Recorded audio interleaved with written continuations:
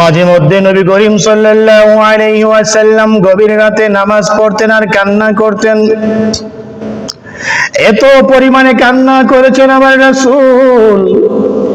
নবী করিম সাল্লাল্লাহু আলাইহি ওয়াসাল্লামের কান্না দেখে সাহাবায়ে কেরাম জিজ্ঞাসা করতেন, ইয়া রাসূলুল্লাহ, ইয়া হাবিবাল্লাহ, আল্লাহ তাআলা তো আপনার জীবনের সমস্ত গুনাহগুলো মাফ করে দিয়েছেন। আল্লাহ তাআলা তো আপনার জীবনের সমস্ত গুনাহগুলো ক্ষমা করে দিয়েছেন। আপনার জীবনের অতীতে কোনো গুনাহ নাই, ভবিষ্যতে কোনো গুনাহ নাই, বর্তমানে কোনো গুনাহ নাই। ইয়া রাসূলুল্লাহ, ইয়া হাবিবাল্লাহ, তবু আপনি কেন এত বেশি কান্না করেন, এত বেশি আমল করেন, আল্লাহ তাআলার কাছে এত বেশি ক্ষমা প্রার্থনা করেন? রাসূল সাল্লাল্লাহু আলাইহি ওয়াসাল্লাম সাহাবায়ে কেরামদেরকে বলতেন, আমার সাহাবীরা রে, আল্লাহ তাআলা আমার জীবনের সমস্ত গুনাহগুলো মাফ করে দিয়েছেন। আমার জীবনের অতীতে কোনো গুনাহ নাই, বর্তমানে কোনো গুনাহ নাই, ভবিষ্যতে কোনো গুনাহ নাই। আল্লাহ তাআলা আমার জীবনের সমস্ত গুনাহগুলো মাফ করে দিয়েছেন, ক্ষমা করে দিয়েছেন। আল্লাহ তাআলা আমার উপরে এত বড় দয়া করলেন, ইহসান করলেন। আল্লাহ তাআলা আমাকে এত বেশি ভালোবাসলেন, আমি কি আল্লাহ তাআলার শুকরিয়া আদায় করব না? নবীজির চিন্তা কেমন ছিল আমার ভাইরা? যেই নবীর জীবনে কোনো গুনাহ ছিল না, কোনো অপরাধ ছিল না, কোনো পাপ ছিল না, সেই নবীর চিন্তা কেমন ছিল, সেই নবীর অবস্থা কেমন ছিল, হালত কেমন ছিল? আল্লাহকে কত বেশি ভালোবাসতেন, কত ভয় করতেন। আজকে আমাদের অবস্থা দেখেন, আমরা সারাটা দিন শুধু গুনাহ করি, রাতেও গুনাহ করি। পশু পাখি ঘুমিয়ে যায়, রাত্রি নীরব স্তব্ধ হয়ে যায়, কিন্তু আমাদের গুনাহ নীরব হয় না, আমাদের গুনাহ থেমে যায় না। রাতের বেলা আমরা বের হয়ে জিনার কাজ শুরু করি, পরকিয়া শুরু করে দেয়, চুরি ডাকাতি করি, কত অপরাধ করি, কত গুনাহ করি, কিন্তু একটা বারের জন্য আমাদের ভিতরে কোনো আফসোস তৈরি হলো না, আমাদের ভিতরে কোনো অনুশোচনা তৈরি হলো না। যদি আখিরাতে আল্লাহ তাআলা আমাদেরকে কাঠগড়ায় দাঁড় করায়, তাহলে কি জবাব দেব আল্লাহ তাআলার সামনে? নবী করিম সাল্লাল্লাহু আলাইহি ওয়াসাল্লাম নামাজে দাঁড়াইয়া রাতের বেলা কান্না করতেন। আল্লাহ রাসূল সাল্লাল্লাহু আলাইহি ওয়াসাল্লাম কান্না করতেন আর বলতেন, ইন তুআযিবহুম ফাইন্নাহুম ইবাদুক। হায় আল্লাহ, যদি তুমি তোমার বান্দাদেরকে শাস্তি দাও, হায় আল্লাহ, যদি অপরাধীদেরকে তুমি শাস্তি প্রদান করো, তাহলে তারা তোমারই তো বান্দা। ওয়া ইন তাগফির লাহুম ফাইন্নাকা আনতাল আজিজুল হাকীম।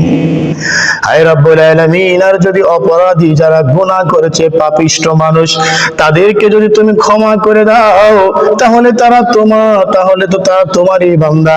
আর তুমি তো হলে সর্বশক্তিমান, সবচাইতে হিকমতওয়ালা হাকিম। হায় আল্লাহ, তুমি পরাক্রমশালী, তুমি যদি ক্ষমা করে দাও, তোমাকে বাধা দেওয়ার কেউ নাই। আর তুমি যদি শাস্তি প্রদান করো, তাহলে দিতে পারো, তোমার ইখতিয়ার আছে, কারণ তারা তোমার বান্দা। ইন তুআযিবহুম ফাইন্নাহুম ইবাদুক ওয়া ইন তাগফির লাহুম ফাইন্নাকা আনতাল আজিজুল হাকীম। আল্লাহ চাইলে তুমি অপরাধী যারা, তাদেরকে শাস্তি দিতে পারো, চাইলে তুমি তাদেরকে ক্ষমা করে দিতে পারো, তোমার ইখতিয়ার, তুমি সর্বশক্তিমান, ক্ষমতা সম্পন্ন। আবার ভাইরা, রাসূল সাল্লাল্লাহু আলাইহি ওয়াসাল্লাম কান্না করতেন, চোখের পানি ছেড়ে আল্লাহ তাআলার কাছে ফরিয়াদ করতেন, আল্লাহ তাআলা যদি হাসরের মাঠে আমাকে কাঠগড়ায় দাঁড় করায়, আমি কি জবাব দেব? আমার ভাইরা, রাসূলের কেমন অনুশোচনা ছিল, রাসূলের কেমন চিন্তা ছিল, আর আমাদের চিন্তা আজকে কেমন হয়েছে। একবার আবু বকর রাদিয়াল্লাহু তাআলা আনহু রাসূলের কাছে আয়েশা বলতেছেন, ইয়া রাসূলুল্লাহ, ইয়া হাবিবাল্লাহ, আশাইয়াবতা, আপনি কি বৃদ্ধ হয়ে গেছেন নাকি? আবু বকর রাদিয়াল্লাহু তাআলা আনহু একদিন রাসূলের কাছে এসে বলতেছেন, ইয়া রাসূলুল্লাহ, আপনি কি বৃদ্ধ হয়ে গেলেন? কারণ রাসূল সাল্লাল্লাহু আলাইহি ওয়াসাল্লামের কয়েকটা দাড়ি পেকে গিয়েছিল, মাথার কয়েকটা চুল পাকনা ছিল।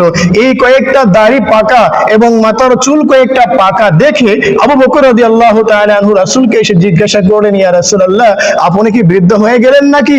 আপনার দাড়ি পেকে গেল, চুল মোবারক পেকে গেল। নবী করিম সাল্লাল্লাহু আলাইহি ওয়াসাল্লাম আবু বকরকে বলতেছেন, আবু বকর না,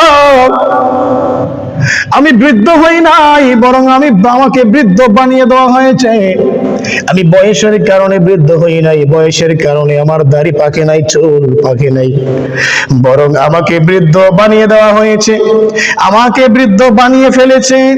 সূরা ওয়াকিয়া, সূরা মুলক, সূরা ইনশিকাক, সূরা ইনফিতার, সূরা কারিয়া, যেই সমস্ত সূরাতে আল্লাহ তাআলা জান্নাত জাহান্নামের আলোচনা করেছেন, যেই সমস্ত আয়াতগুলোতে আল্লাহ তাআলা আযাবের কথা আলোচনা করেছেন, আল্লাহ পাকের শাস্তির কথা আলোচনা করেছেন, ওই সমস্ত সূরা, ওই সমস্ত আয়াত আল্লাহ তাআলার আখিরাতের ভয়, কবরের ভয়, আল্লাহ তাআলার শাস্তির ভয় আমি রাসূল, আমি মুহাম্মদকে বৃদ্ধ বানিয়ে দিয়েছে। আমি বৃদ্ধ হই নাই আবু বকর, আমি বৃদ্ধ হই নাই। আবু বকর রাসূলকে জিজ্ঞাসা করলেন, আপনি কি বৃদ্ধ হয়ে গেছেন নাকি? কারণ ছিল রাসূলের কয়েকটা দাড়ি মোবারক পাকনা ছিল, কয়েকটা চুল মোবারক পাকনা ছিল। আমার ভাইয়েরা, আমার রাসূল বার্ধক্যের কারণে তার চুল পাকে নাই, দাড়ি পাকে নাই, বরং জাহান্নামের আযাবের কথা চিন্তা করে, জাহান্নামের শাস্তির কথা চিন্তা করে, জাহান্নামের ভয়ের কথা চিন্তা করে রাসূলের কয়েকটা দাড়ি মোবারক পেকে গিয়েছিল, কয়েকটা চুল মোবারক পেকে গিয়েছিল। আমার ভাইরা, নবী করিম সাল্লাল্লাহু আলাইহি ওয়াসাল্লাম যার জীবনে কোনো গুনাহ ছিল না, যার জীবনে কোনো অপরাধ ছিল না, তিনি আল্লাহ তাআলার আযাবকে কত ভয় করতেন, আল্লাহ তাআলার শাস্তিকে কত বেশি ভয় করতেন, যার কারণে চিন্তা আর টেনশনে রাসূলের মাথার চুল দাড়ি পেকে গিয়েছিল। আমার ভাইরা, আমরা আজকে অবলীলায় কত গুনাহ করি, কত অপরাধ করি, একবার অনুশোচনা তৈরি হয় না, দিলের ভিতরে একবার আল্লাহর ভয় তৈরি হয় না। হে দুনিয়ার মুসলমান, আল্লাহর গোলাম, আপনাদের পায়ে হাত দিয়ে বলি, আপনাদের কাছে পায়ে হাত দিয়ে বলি, গুনার কাজ ছেড়ে দেন, গুনাহ করবেন না। যদি গুনার কাজ করেন তাহলে আখিরাতে হাসরের ময়দানে আল্লাহর সামনে দাঁড়ানোর কোনো সাহস থাকবে না।